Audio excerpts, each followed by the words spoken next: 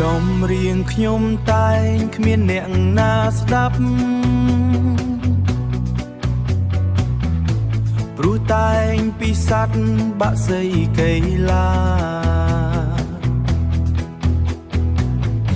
ខ្ញុំចង់ឲ្យស្គាល់មន់គេដូនតាលើបទាំងសេឡាគឺរោដងរោដកខ្មែរយើងខ្មែរយើង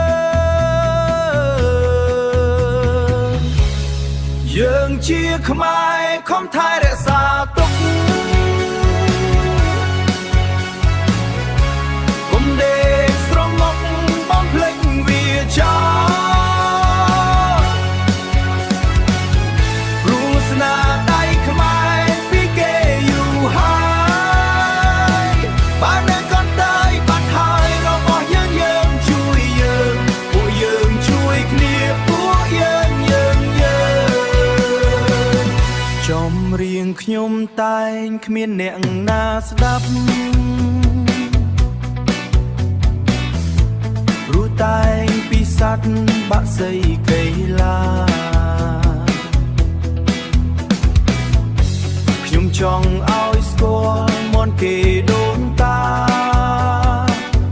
លើបទាំងសេឡាគឺរោដងរោ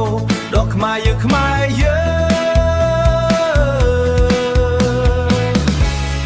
យើងជាខ្មែរ